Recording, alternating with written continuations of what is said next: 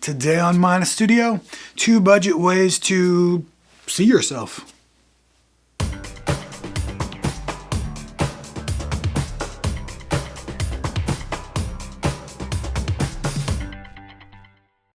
Welcome to Mina Studio. My name is Nathan. With me as always is my tech director, Ronald. Today we're going to talk about 2 budget ways to see yourself or your subject that you're filming if you're not the subject. We're talking about budget video monitors. Now, when I went to school for photography, they told me that true photographers don't need to use the LCD screen. They just use the viewfinder. Of course, I was also taught how to develop film in a darkroom, so maybe not the best advice for 2021. If you're filming nowadays, you're going to need to see what you're filming, and you're going to do so with the screen. So most DSLRs and video cameras that you might film on today have screens, and often they have flip out screens. So if, like I am doing right now, you're filming yourself, you can flip out that LCD screen and see what you are filming. The problem, of course, is those are very small, especially if you're far away. Right now, I'm about 6 or 7 feet away from the camera, and I can barely see what's on the screen. But there are better options, and those would be external video monitors, and we're going to look at 2 budget options today. The first option, and my favorite option, is something that you might already have available, and that is a computer monitor. If you have a computer monitor with an HDMI input, then you can use that as your external video monitor for your camera. And you can see that is what I have set up here. I just finished filming some REAWAKEN hymns videos, and this is what I used. And as long as your camera has an HDMI out, it's really very simple. You literally just need to run the appropriate HDMI cable from your camera's output to your monitor's input, and that's it.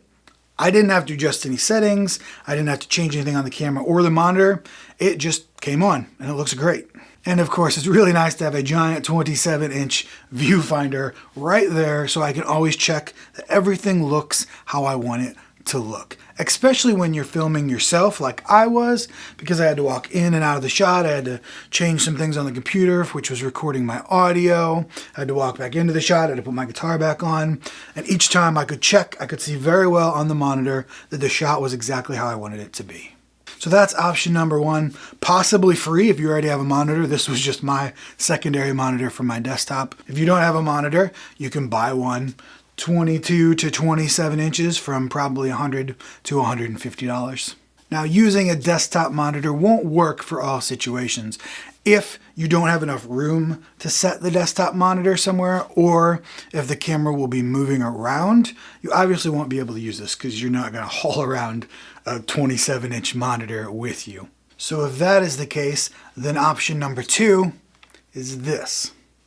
This is a 7-inch on-camera monitor. This is the newer F100.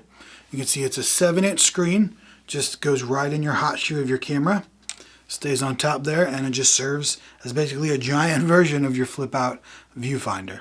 So as I said, this one is from Newer, and it was $99. You'll also need to buy batteries for it, which will probably run an extra $20 or $30, but still, $130 for the whole package for a 7-inch on-camera monitor. So this would be good for tighter spaces, or if you just need to move the camera around a lot. It's also very easy to set up.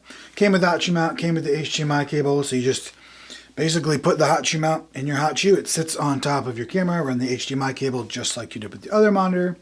Put in your battery in the back here, turn it on, and you're good to go. You can just put it on your tripod, and you got a monitor. You can see yourself very well. It's also got some nice features specifically for use with a camera.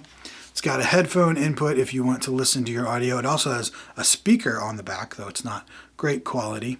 Up front, you can see you have a menu which has brightness, contrast, all your normal screen settings. It also has these 4 function buttons, which 1 can give you a center marker, 2 can give you safe frames of different sizes if you know you have a certain safe frame area.